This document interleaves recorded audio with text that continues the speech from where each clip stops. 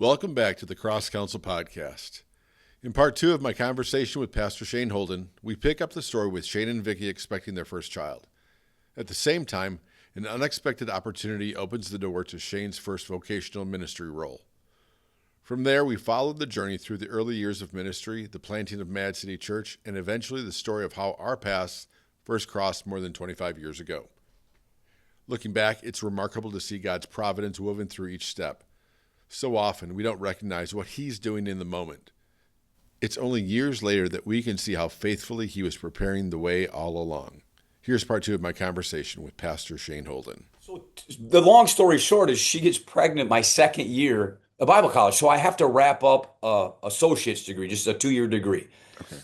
So in that course of time, it's like March, April. I'm going to graduate in May.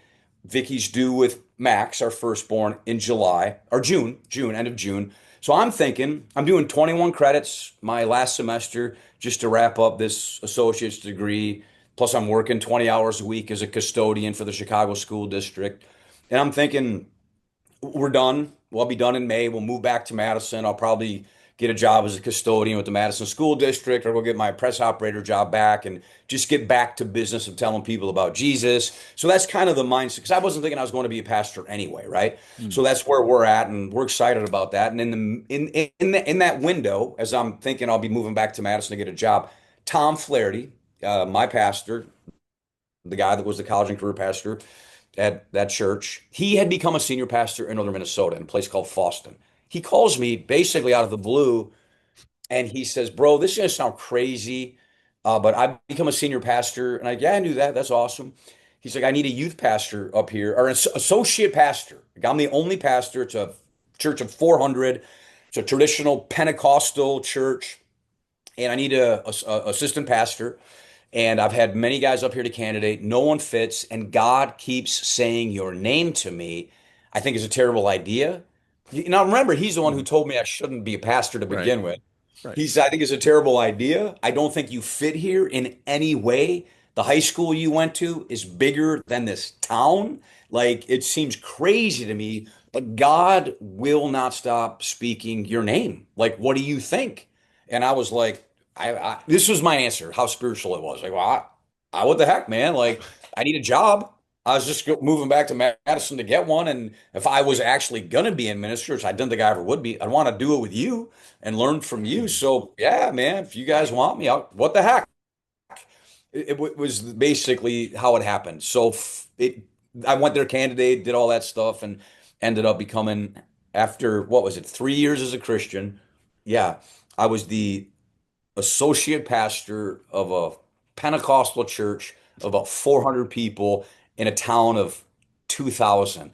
And it was the most conservative, legalistic Pentecostal church you could have imagined. Hmm. So that was my entrance into vocational ministry. It was hilarious. You can laugh about it now. And so then what was the transition like after that? What happened to bring you back? Well, we were there for it was about a year and a half in, and it was obviously a great learning experience. And Mhm. being in a legalistic environment, Pentecostal environment, about a year and a half in, I well, part of what was happening is, we'd still go back to Madison all the time Mhm. for vacations and see our family. We're leading people to Jesus still all the time in Madison. Then we go back up north 500 miles away and talk to them on the phone, and they could just never find a church they fit in. They just be like, "We're trying these churches." Even the church I got saved, they're like, "Bro, that church crazy. I don't fit there." Mm. And so we're praying for Madison and for them. And so that was part of what was happening. But it was about a year and a half into my time there. I had a dream basically, and in the dream, I was back in Madison, the place I used to work, and I was telling the guys that I worked with I was there to start a church. And I had this dream, the exact same dream, which was new territory for me at the time. I didn't know God talked and stuff. Well, anyway, Hmm.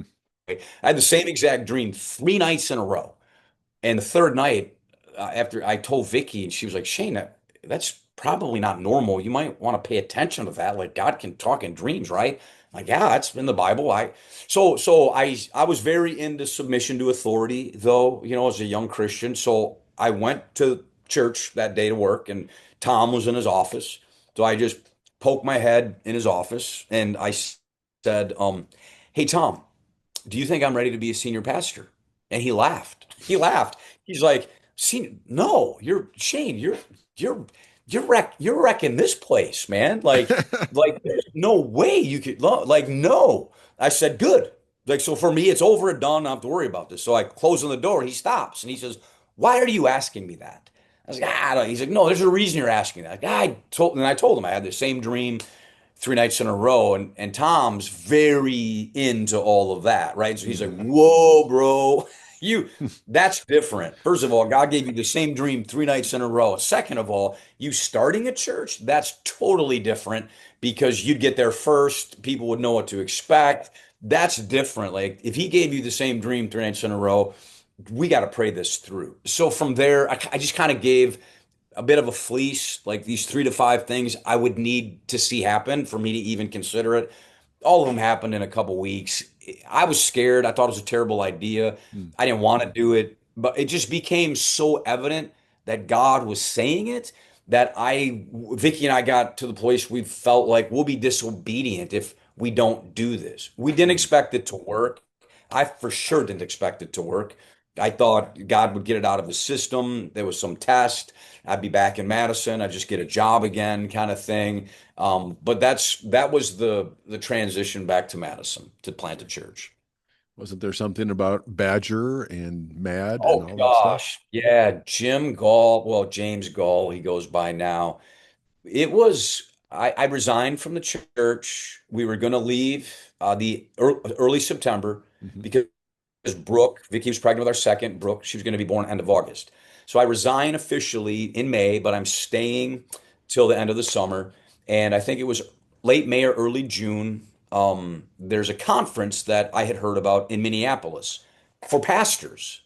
And I thought, well, hey, man, I'm a pastor now. I'm gonna go because it was about like the prophetic ministry, and they were saying there was going to be like these prophet kind of people there, and which was interesting and intriguing to me because it was I didn't know that much about those kinds of things, and so I just wanted to go. So my brother-in-law is a few years older than me. I had led him to Jesus about a year earlier. He grew up in more abuse than me, man, Hmm. and he was even greener than I was, but and he might it not maybe it wasn't even a year. He may have been a few months on the Lord Mm. at the time. But I was trying to disciple him by phone and different things, right? So I say, "Hey Jeff, I'm going to be going to this conference in Minneapolis. It's only a few hours for you. Why don't you meet me there? We can hang out for the weekend, talk about Jesus. It'll probably be a riot. It's probably going to be weird and crazy. We'll laugh and have fun."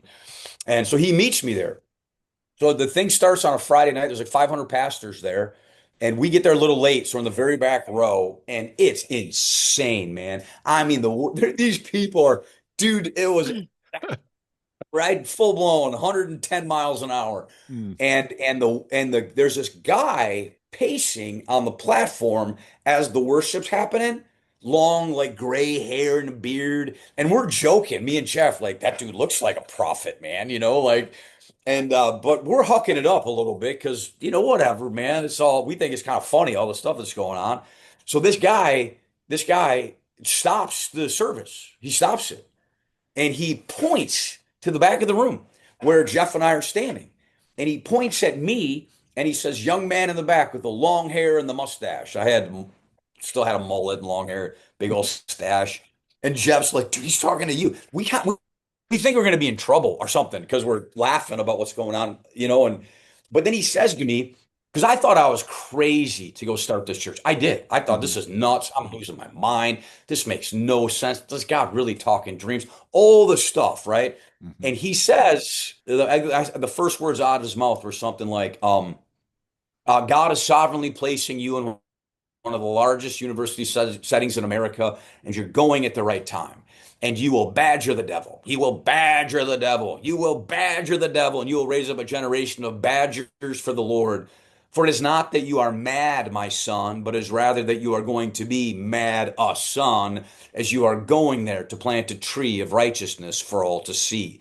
And I mean, my body's trembling. I'm holding myself. I'm on a chair. Jeff freaking out. And so it was obviously incredibly holy and helpful for me as a young man. That guy's name, though, Jim Gall, James Gall, obviously after that, I found him. Like, how can you know? So we developed a friendship on the backside of that experience. But that experience helped me a ton, man, because Hmm. when I started that church, we called it Mad City Church. I wanted to quit every week. I didn't know how to preach. The first year of it was miserable, hard. I didn't want to do it. So I had that on cassette. You know what I mean? And Hmm. like pretty much every week for the first year of that thing, I would play that thing and be like, God's in this. I'm gonna keep going, see what happens. So it was just a gift. Obviously, that's a unique experience and a pretty holy experience, but I think God just knew I would need that to just have the faith to just keep going when we were doing that church plant. Yeah, I don't know. That sounds like every chapel at Moody Bible Institute when I was there. Or maybe not quite. Just saying. Yeah, that's just awesome. Yeah. And for those who don't know, the University of Wisconsin are the Badgers. So just to close that circle. All right. Yeah. So yeah, you start Mad City. It's kind of rough at the beginning, but yeah, walk us through that a little bit, your experience at Mad City. Because that's Oh, yeah, take yeah, it up until 2000 because your life really shifts in 2000. that's where we met. Well, so it was 96. It was so I was just 25 turning 26. I had come to faith at almost 21. So this has all happened pretty quickly. So there's like, I don't know, 10 of us, I think, at the beginning of Man City Church and Hmm. just clueless, didn't know what to do. So we meet at my house on Sunday nights, and then we just started having a church service. Didn't know what to do, right? So we're having church Hmm. service. But our posture was probably this isn't going to work. But let's do this. Let's just make a church that we would like. What kind of church would we want to go to? So Hmm. then if nobody comes, whatever, we like it. And so that was kind of the our mindset along with just the way I got saved, and that was going to be the heart of it. So the idea was we're going to bring a message of mercy to Madison.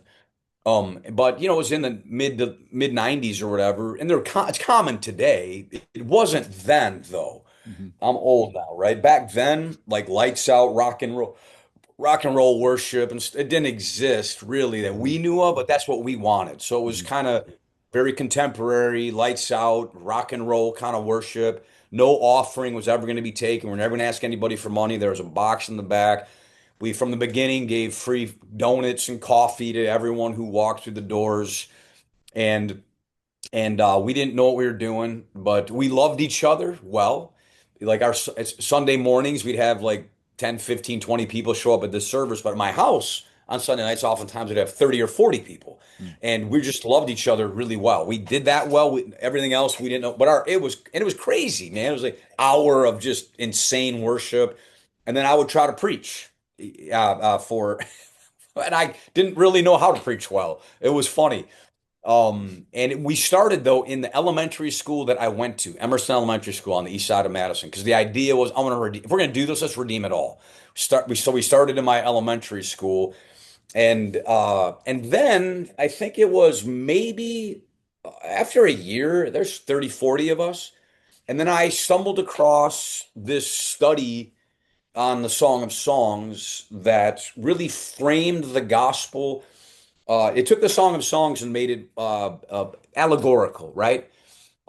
And it framed it up as Jesus being King Solomon and this young Shulamite maiden that you read about in the allegory being like the individual believer. So it was the allegorical interpretation of the Song of Songs, which I had never heard of until that time.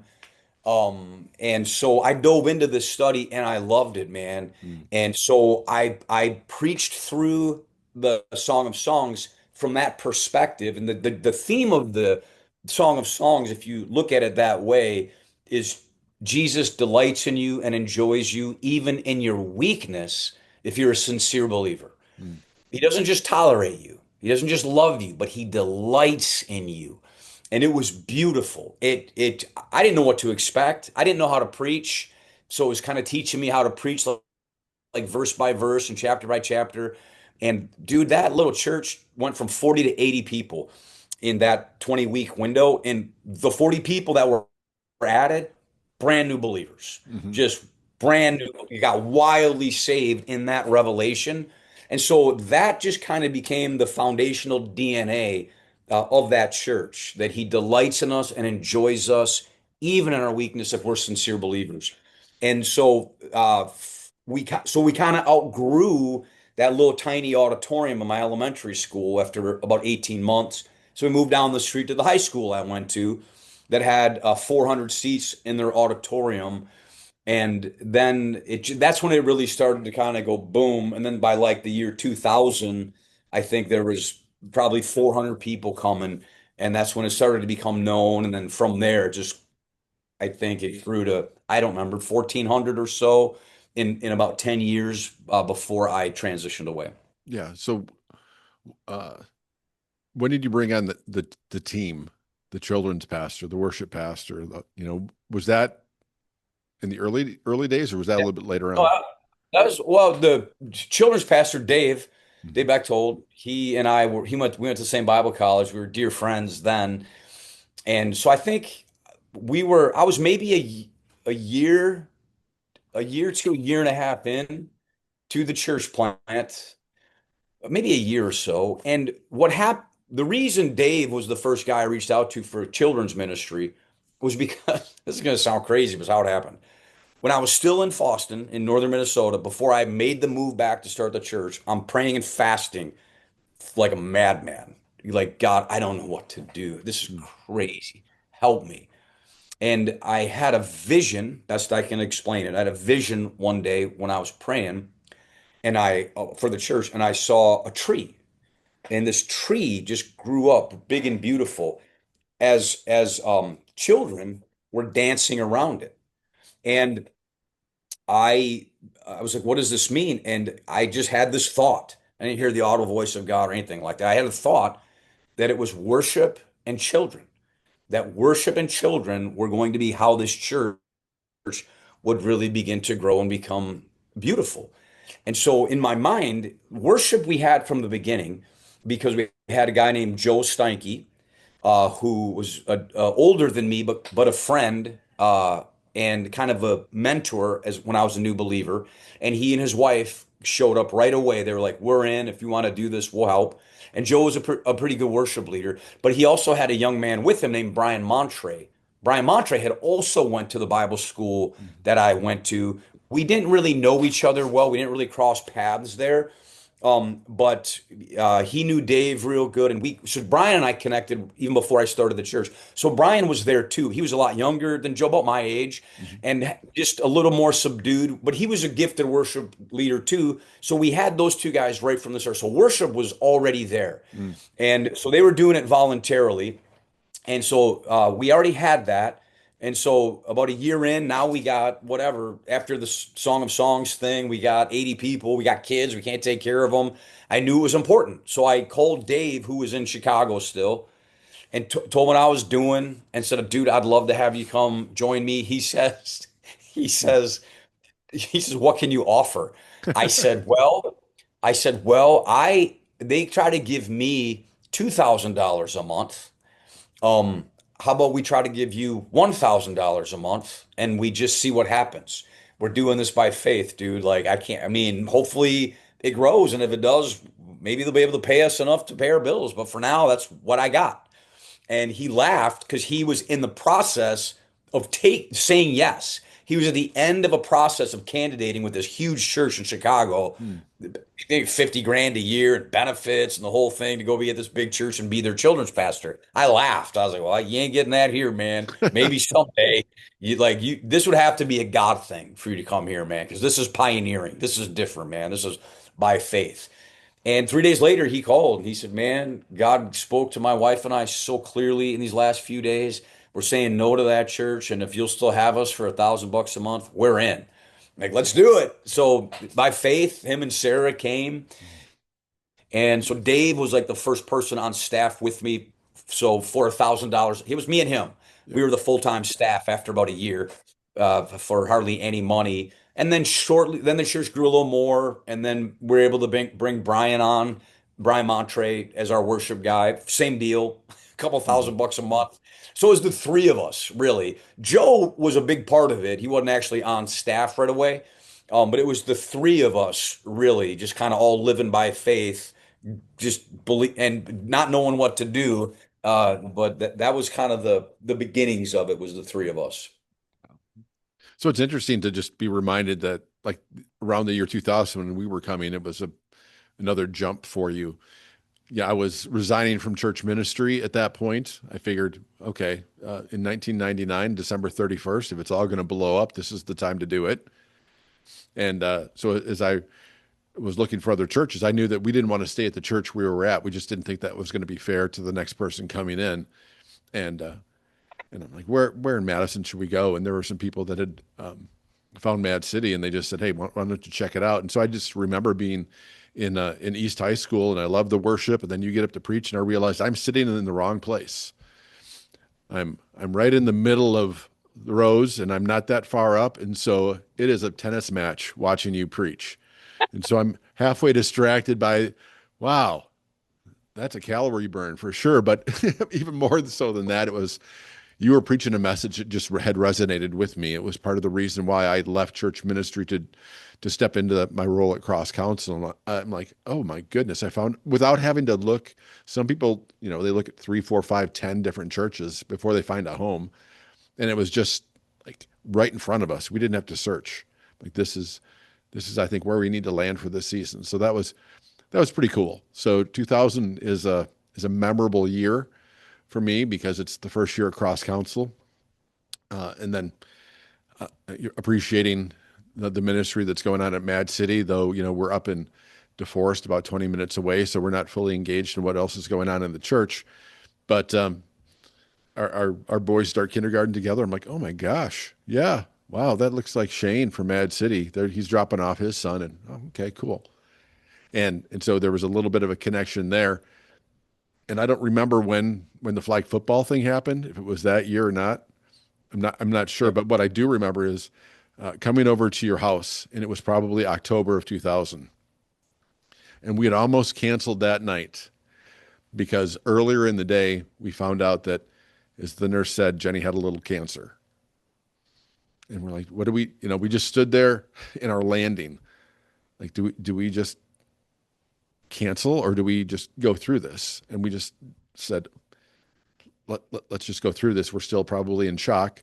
And so our kids came over, and that was before Bryn, Jenny was just pregnant with Bryn at that point too. And I think Vicky might have been pregnant at that time as well, maybe. So the ladies Yeah, I bonded think so. instantly. Yeah. And I just remember, having the craziness of all the kids around and having dinner. And then they went down into your basement, and it was just the four of us. And you just looked at us and said, okay, well, how's life? How you doing? And we just looked at each other like we weren't sure if we were going to play the cards tonight or not. We ended up playing cards later, but real cards. But yeah, in that moment, we just looked at each other, and it was we just knew, okay, well, if not now, when? And so we just said, well, we got a little bit of news. And it was an instant bonding for the four of us, I think, to share that. We're like, we just found out today, you're some of the first people that we've told. And so, yeah, since that moment, just you've felt like a brother to me, and been a pretty crazy ride, and having a lot more experiences outside of church is kind of fun. We did play some cards. I'm clearly the worst card player out of the four of us. No debate. Right. Yeah. And finding out how competitive Vicky can be when she is in her zone. Like, you are She's people fierce, man. she's She's little. She's little and she's quiet, but she's fierce. ooh. And and Jenny's the other kind of competitive where it's like where she does something in the game, and then she's like, I'm sorry. I just messed with you. I'm like, don't even say you're, because you're not sorry. You love it. But she's so nice. The two of them together, they're just like these silent assassins, I think. So, It makes losing to them even worse. no kidding. Right. It's funny. One of the stories that comes to mind is in 2005, where I kind of had to push against one of your sermons because just a few days before you had preached that sermon, you had come to me and said, hey, things are going well at Mad City. We're in this place on East Washington, and it's in a strip mall. And you said, we're growing so much that we're going to take another space in that strip mall that's actually directly behind where Mad City is. And Dave and Brian and our assistants are going to move over there. What that's going to do is it's going to open up this office space that we don't know what to do with. And I thought of you. And so it was perfect for me because it was isolated. It wasn't as loud as like having an office in a hallway at a church where people are talking all the time. So we had signs up saying session in progress. It was awesome for me that you made that offer. We were at the St. Benedict Center and I was paying rent. It wasn't a whole lot, but it was, significant for us at the time. And so you give me that offer. I take you up on it because it's a no-brainer for me. And then in your sermon that week, you talked about how, at the end of our rope, God meets us in the 11th hour or midnight, or, he meets us right when we think we're going to break. And okay, I was okay with it at that time. But then a couple days later, I'm at the St. Benedict Center where the Cross Council office is. And I go into my mailbox and I grab this letter out from the administration and they say, we're sorry to inform you that in 6 weeks, we're kicking all of you out and we're raising this building and we're going to build a new one. So if you're renting from us, you're going to have to find another space. God bless you doing that. And I just looked at the letter and I couldn't believe it. I just laughed because I was going to tell them that I was leaving. He had already provided a place before breakfast. And I shared that with you. Like, that's not always the case, Shane. Sometimes he goes before you. So it was just a great moment. It's just one of those things where it's just such a confirmation. Like it was kind of a no-dud decision anyway. But it was then a new season for me to get to know you guys a little bit more and to spend time with people, just even in the hallway or the office people, getting to know more of the inside people and the stuff that you guys had going on with discipleship training, Bible training, leadership training kind of thing. So I felt like I had a little bit more of my finger on the pulse of Mad City Monday through Saturday. Yep. And so it was, I think, mutually beneficial because you could point people my way and I could tell people what we saw happen at Mad City. So that was pretty cool. Thank you for listening to the Cross Council podcast. We invite you to visit crosscouncil.com to learn more about genuine healing and becoming a more useful instrument in God's kingdom purposes. Be sure to like, subscribe, rate, and share this podcast. It helps others discover the same potential for hope and healing found only in Jesus. Again, thank you for listening.